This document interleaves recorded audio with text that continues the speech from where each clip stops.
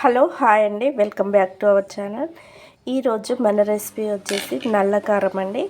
ఇది ఇడ్లీలోకి, దోశలోకి, వేడి వేడి అన్నంలోకి చాలా బాగుంటుంది. 10 నిమిషాల్లో ఈ నల్ల కారాన్ని పల్లీల పొడి అని కూడా అంటారు అండి. ఈ పల్లీల నల్ల కారాన్ని ఎలా తయారు చేయాలో తయారు విధానం చూస్తుండండి.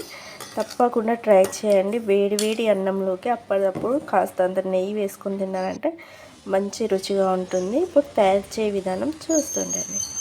ముందుగా స్టవ్ వెలిగించుకోవాలి. ఒక గిన్నె పెట్టుకొని 1 టేబుల్ స్పూన్ నూనె పోసుకోవాలి. 10-15 వరకు ఎండుమిరపకాయలు వేసుకోవాలండి. ఎండుమిరపకాయలని మంచి కలర్ వచ్చే వరకు బాగా వేయించుకోవాలండి. చూడండి, ఇలా మిరపకాయలు మొత్తము ఇలా నల్లబడాలి. ఇలా నల్లగా అయితేనే మనకు కారం అనేది టేస్ట్ చాలా బాగుంటుంది. ఇందులోకి 1 టేబుల్ స్పూన్ శనగపప్పు పచ్చిది, 1 టేబుల్ స్పూన్ మినపగుండ్లు, 1 కప్పు పల్లీలను తీసుకున్నాను.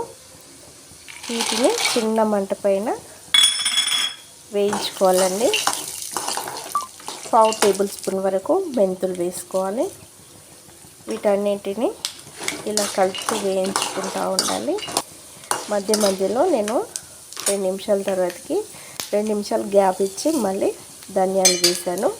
ధనియాలు 1 టేబుల్ స్పూన్ నువ్వులు కూడా వేసాను. ఏది వేసుకున్నా కూడా 2 మినిట్స్ అయితే గ్యాప్ ఇచ్చుకోవాలి. ఒకటి వేగినాక ఒకటి వేగుతాయి. ముందుగా పెద్దగా ఉన్న వస్తువులు వాటిని వేసుకొని ఇలా దూరగా వేయించుకోవాలి. ఇలా వేగినాక స్టవ్ ఆఫ్ చేసుకొని 5-10 నిమిషాల పాటు పక్కకు చల్లారబెట్టుకోవాలి. ఇవి ఇలా చల్లారిన తర్వాతకి ఒక మిక్సింగ్ బౌల్ తీసుకొని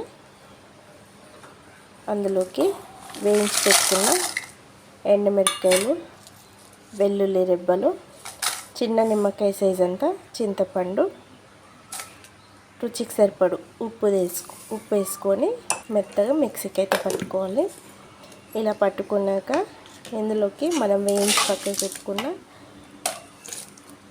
పల్లీలు ఇందులో వేసుకొని మెత్తటి పొడి అయితే రెడీ చేసుకోవాలండి. ఇలా మెత్తటి పొడి అయితే మిక్సీకి అయితే పట్టుకున్నాక కొంచెం బరకగా ఉన్నా పర్లేదండి. ఇలా మిక్సీకి పట్టుకొని ఇంకా ఈ పొడిని అయితే ఒక సర్వింగ్ బౌల్ తీసుకొని సర్వ్ చేసుకున్నామంటే ఎంతో రుచికరమైన దోశ, ఇడ్లీ, వేడి వేడి అన్నంలోకి ఇడ్లీ కారపొడి అయితే రెడీ అయినట్లే ఫ్రెండ్స్. ఓకే అండి. ఈ వీడియో కనుక మీ అందరికీ నచ్చినట్లయితే లైక్ చేయండి, షేర్ చేయండి, కామెంట్ చేయండి. ప్లీజ్ సబ్స్క్రైబ్ చేయండి. Bye friends. Thank you.